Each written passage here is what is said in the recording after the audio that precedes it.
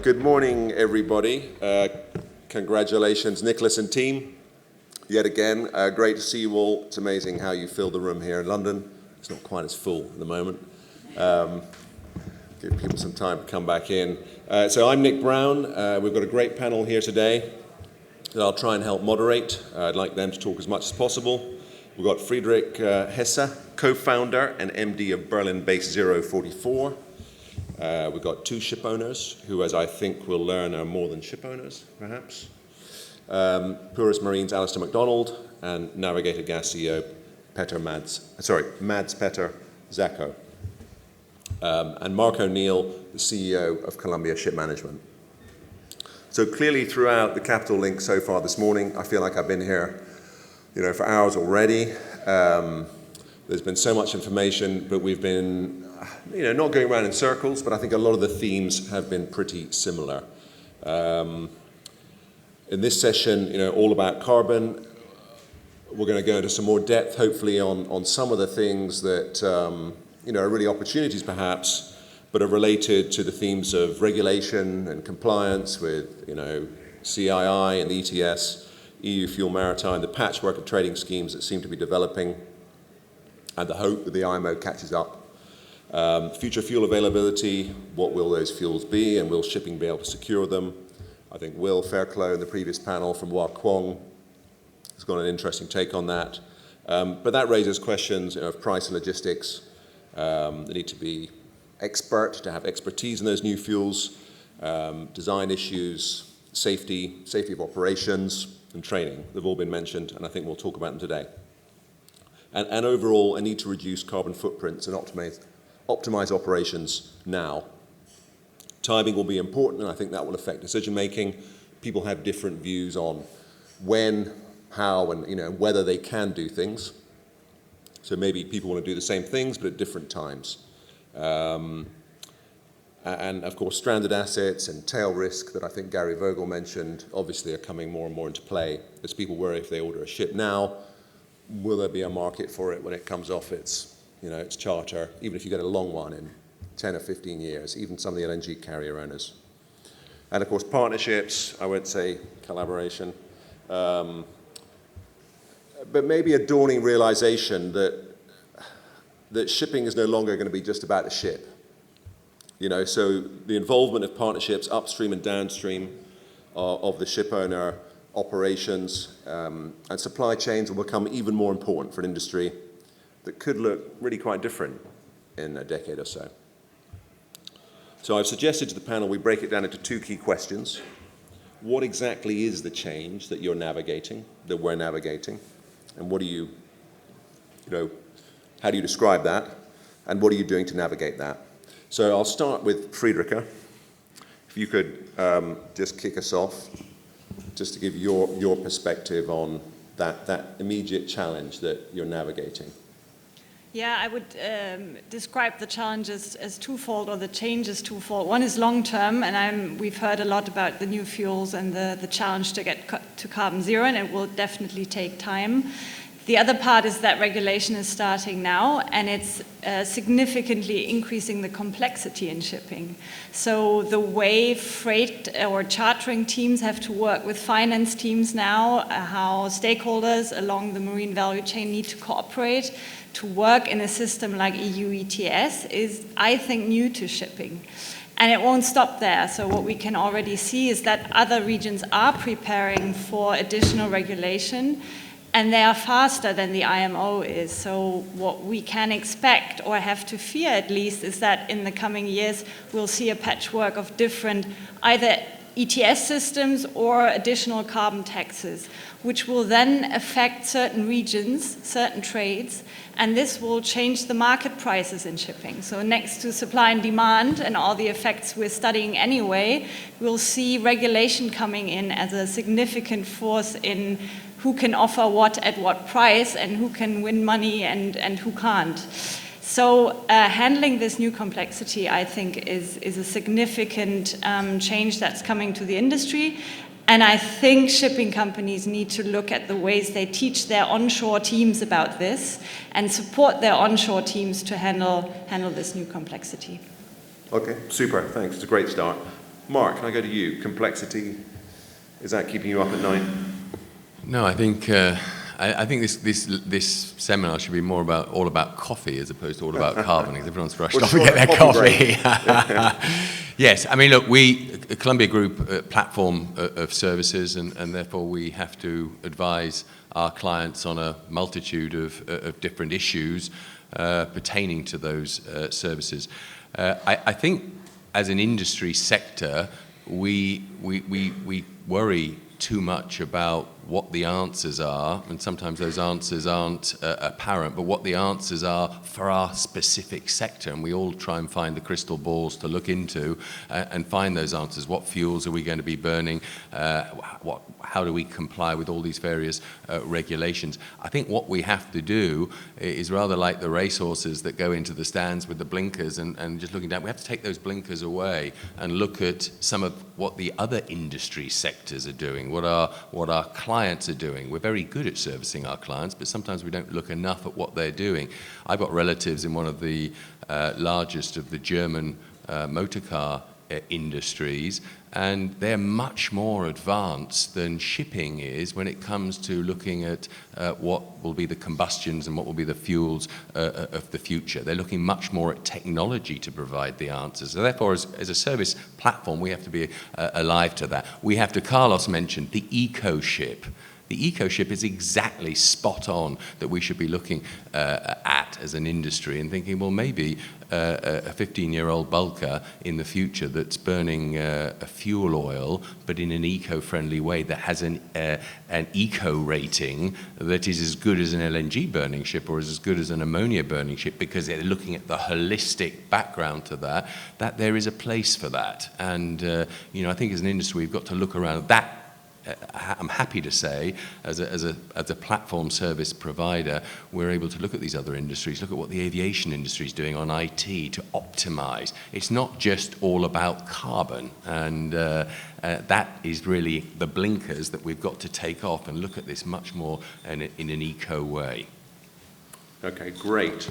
Well, if I go to Mads, how's this going to change, your outlook? What does the challenge look like to you at the moment? It's a major change. Navigator gas is transporting chilled and compressed gases, so like the ammonia, the LPG, the petrochemicals, and others. We own and operate about 56 ships, mainly in the handysize sector. And for us, this is a tremendous opportunity, mainly because some of the energy types that will be transported in the future, like ammonia, for instance, are today being transported on our ships. And CO2 is another commodity that will be transported on a gas carrier, and also one that we are positioning ourselves towards. So I think there are massive business opportunities, and I think the complexity that we just talked about is also something that is good for us, because we are good at managing complexity. So we certainly welcome the result of this climate crisis, that regulation is going to be kicking in relatively soon with the IMO new strategy that's coming, that will be implemented by 25 into 27, which just coincides, by the way, by the time that you could receive a new building if it's being ordered today. So I think there's a lot of heavy thinking going on, including in our company, about what do you do on new buildings, because they have to be future-proof before those orders are put in. And do you think those ships that could come out in 27 will be future-proof enough for whatever targets IMO is going to concretely set? I think there are a number of shipping segments where people are sticking their heads in the sand right now and just hoping for the best and hoping it'll be a slow and gradual implementation. I think mainly in our sector, where the order book is relatively small, that's a result of people thinking really hard and being you could say cautious, not wanting to put in new orders because we don't know exactly what's going to be the technology mix that will be the optimal. But yeah, I would be super cautious about putting in a vessel order today without thinking hard about how it can be retrofitted to new fuels, because you'll have a very difficult time discussing with your auditors and your banks and so on by the time the ship is delivered, if you don't build a ship that is ready for this energy transition. Okay, great, thank you. Alastair, you've got quite a broad portfolio of different asset types. And an interest in logistics, I think I understand, not just not just the ships themselves. Yeah, I mean, look, we have technologies in batteries, in wind, in carbon capture, and in gas, so across the full spectrum. And I think, you know, the ETS scheme, when it was announced best part of 2 years ago, really had a big impact on garnering interest in those assets, and I think that's been very positive for Purus, and I think the wave of blue and green ammonia and methanol and the other fuels that come will be positive for shipping.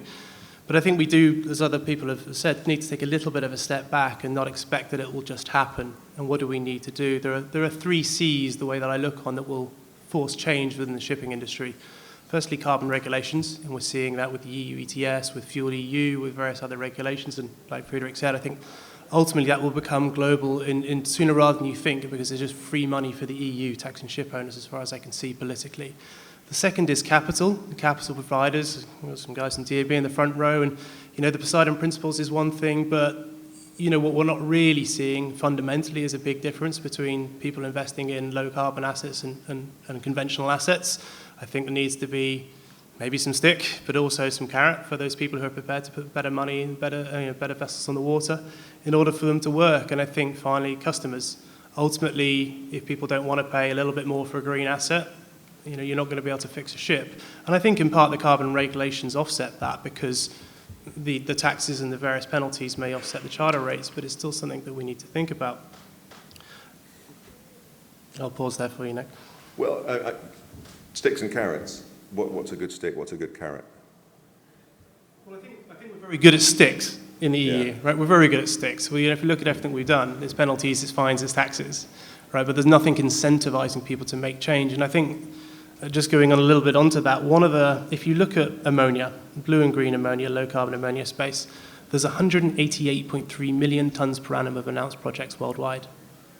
Right now, 15 million tons is moved seaborne. There's 188 million tons of announced projects, most of which will go seaborne because by definition it's there for export. So it's a fundamental change. Now, the number of those projects that's taken FID is 0. That's green ammonia. That's blue and green, so low okay. carbon ammonia.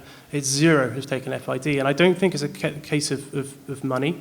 I think taxes and subsidies will overcome these things. I think one of the things which is really troubling people is the infrastructure. Is once you've bought your product, what do you do with it? And that requires fundamental change in the import regions. You go to the Arrow region, there's not enough storage to take a single MGC of ammonia. How are you going to import 1 MTPA? How are you going to import 10 MTPA? We need fundamental change. Even if you want to move it inland to use in industry, how? Right now you can't move it on train or truck or by water. Right, so things need to change. And I think the shipping industry, which sits on the fringes and says, well, I'll do ammonia, I'll do methanol, you won't. You won't, because the infrastructure isn't there to be built. And it won't be the shipping industry driving the infrastructure. It will be inland industry that's driving the infrastructure, because they need significantly more volumes. And so once there's 5, 10 MTPA coming into the Arrow region, then sure, why not have an extra 1 MTPA used for ship bunkering? And that's where the ship bunkering will come. But it will not be the tail wagging the dog, and I think the shipping industry needs to learn that it will have to facilitate onshore before it can take the fuels offshore. Okay, that's really interesting. I think that sort of I'll chimes with probably what say, Will was saying. I would say I'm a little bit more optimistic than you, Alastair, and that has to do also with the way that US right now is with the Inflation Reduction Act is subsidizing some of the productions of green hydrogen and blue ammonia and others, and we've really seen the activity, the way it has changed the dynamics over the last 2 years after that was implemented, I think has been bringing cause to optimism for me, and I think typically the private sector responds to when the business case works, and that means if you are subsidized $85 per ton of CO2 that's sequestered, that can make your business model work for producing blue ammonia, and that's why I think we're going to see those projects also hit that land side. How fast we'll see, but I think the pickup in activity that we've seen, particularly on the blue ammonia side in North America, has been very encouraging. Just very quickly, I do agree with that, but the delay will be caused on the import side, not the export side. On the import side, okay, so we come back to timing potentially as a consequence. And Mads, you're seeing that as a cargo to transport as well as a fuel for shipping? Oh yes, absolutely. And yeah, there are issues around the bunkering infrastructure for sure. It's going to develop and it's going to take time. I think the first place we're going to see it is, of course, in the ammonia transportation itself. where it's pretty straightforward to have bunkering of ammonia-propelled vessels. So that's the easy one, and I think gas carriers is well positioned to be the early adopters of ammonia as a fuel. It's going to take a little bit longer for sure with some of the other shipping segments. Okay, great.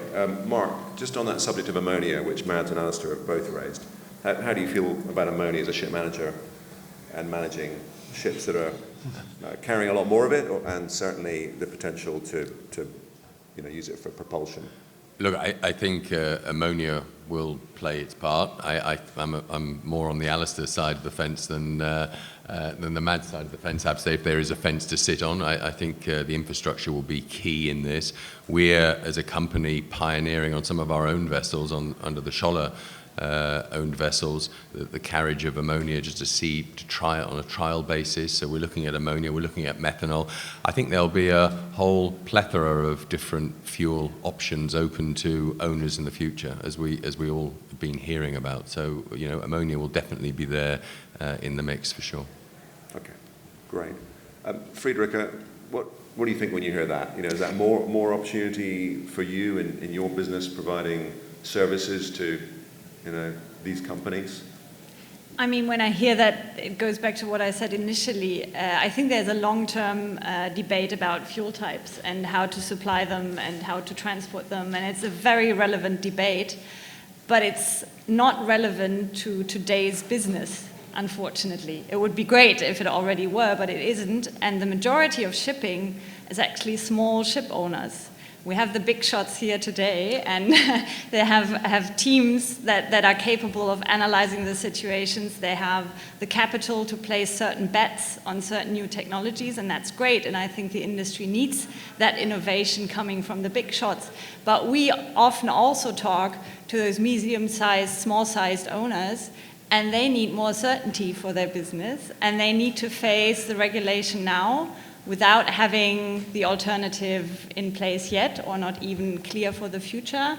And they have those small teams. So it's, in many cases, it's the MD of the company having to deal with CII, EU ETS, Fuel EU at Maritime, and they can't even, understand the differences between them. So for my company, we help with software and all these regulations. It's obviously a great market.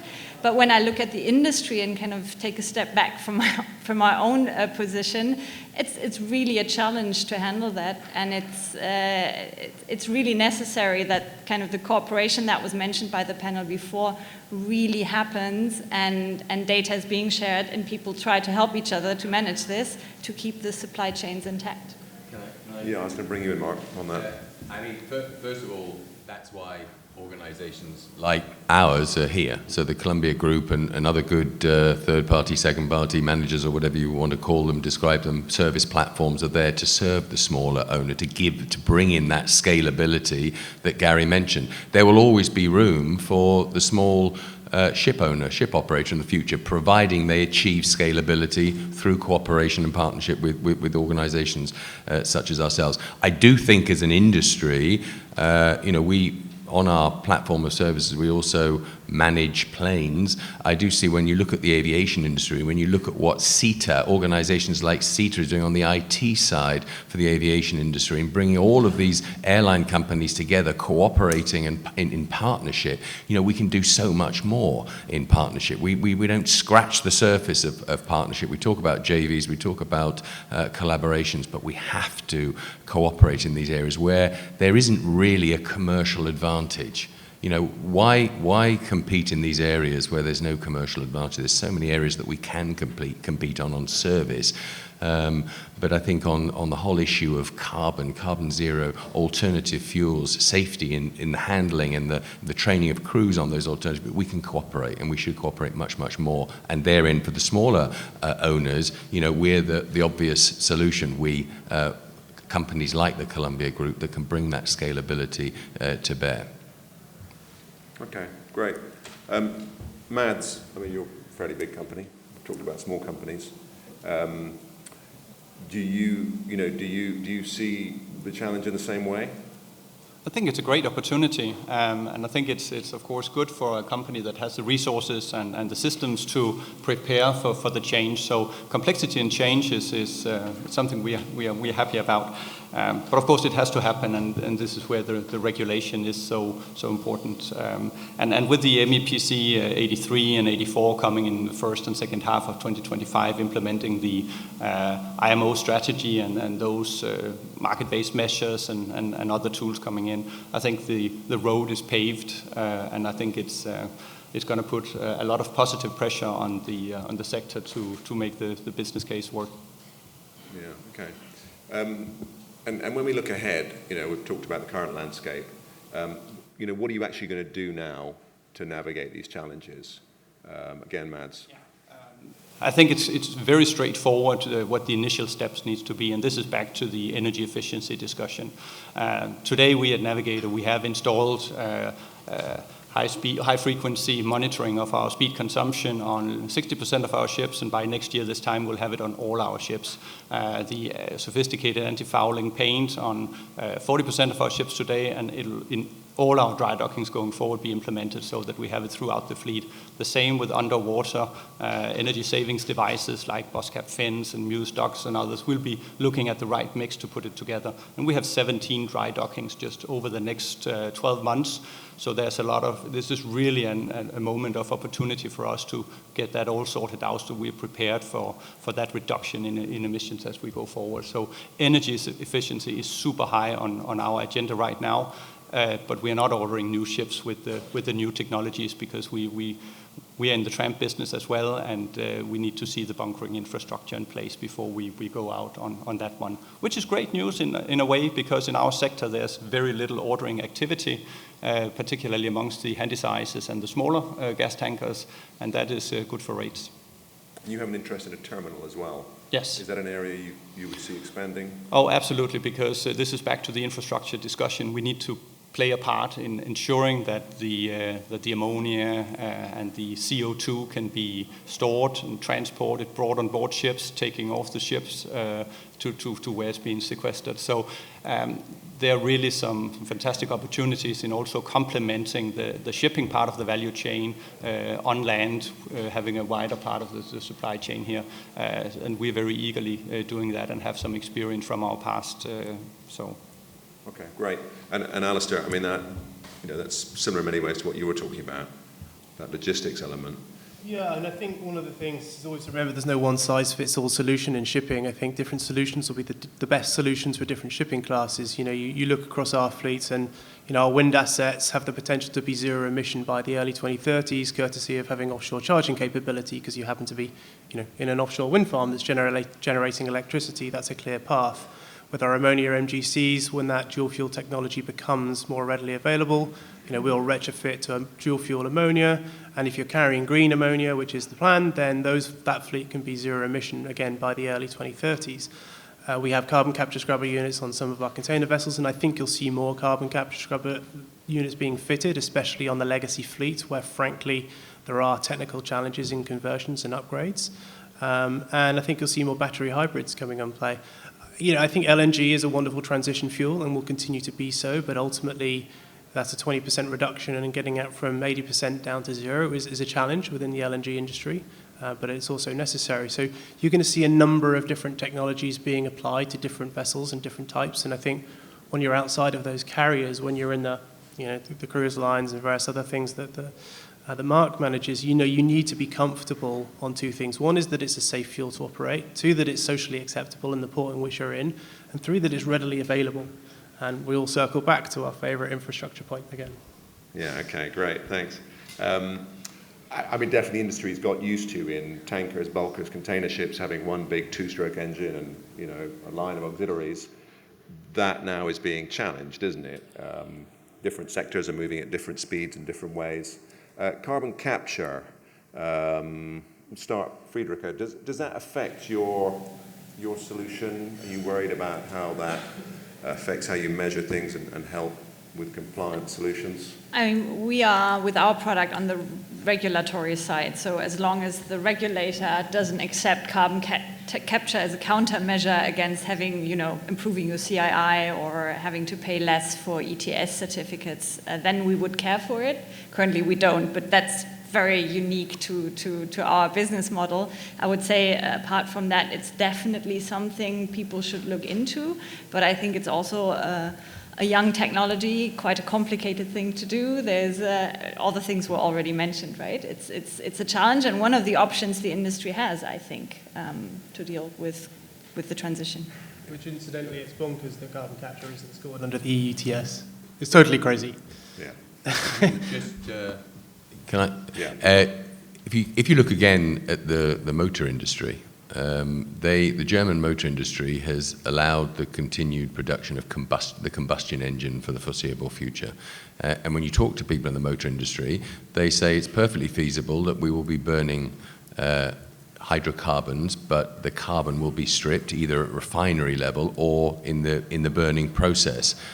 So don't rule out oil and gas. When you talk to the engine manufacturers, that by the way, most of them are owned by the motor industry. If you look at the big vessel engine manufacturers, they say it's perfectly possible for that to be technology to be brought in the next few years that will remove carbon if it's not already removed at the refinery level. So I think again, we made two vessels, two of Saudi Aramco's, well, in fact, one of Saudi Aramco's oldest offshore vessels into a smart ship, a totally smart ship using technologies and the IT optimization systems that we have. That vessel had a lower carbon footprint, a more eco-friendly rating than some of the newest vessels coming out, even the battery vessels. So it is amazing what technology can allow us to do to make the eco-ship. It's not all about carbon. It's about the eco-ship and making these vessels smart, using bubble technology, using wind technology, using paints, using all the fantastic optimization tools that we're able to offer, but some of the other companies also have, and making the whole vessel operation much more eco-friendly. I think the carbon blinker needs to come off, and we need to look at alternative ways of rendering our operations more eco-friendly, because we will have time, and the technology will be there if demanded to meet those regulations that are coming in. But there will be traditional hydrocarbons burnt for a long time. There may not be carbon in those hydrocarbons, but that will be taken out at the various stages. How many ships do you manage at the moment? We manage over 450. Okay, so what's the pipeline looking like for that kind of retrofit solution? Look, I think we're spending a lot of time advising our clients on carbon optimization through our performance optimization control room. You know, it used to cost, to give you an idea, to make a small offshore supply vessel into a smart ship, then cost us $50,000. We can do the same thing for $15,000 now. We made the second vessel, we turned into a smart ship, which was a jack-up rig, was again roughly the same. Now you can do it for $25,000. Really completely make this vessel smart and massively reduce its carbon footprint. We're talking about sustainability. We're talking about carbon trading. We need to have the carbon trading platforms, the capture, the recording, and the trading. We're looking at all sorts of different alternative fuels, etc., advising our clients. So I think it's an ongoing process. If we're ordering new ships or we're advising our clients to order new ships, what do we advise them? There's going to be a multitude of new fuels, but wait out. The technology will come to the rescue. And before we plumb for ammonia or methanol, with all of the infrastructure problems that will exist, and rest assured, shipping will be right down on the pecking order. You look at the lube oil prices recently, because shipping oil was right down on the pecking order. We're not going to have ammonia, blue, green, whatever. We're not going to have methanol available to this industry for a long time. We're Johnny come lately, because we're not talking enough to the other sectors. Can I ask the audience,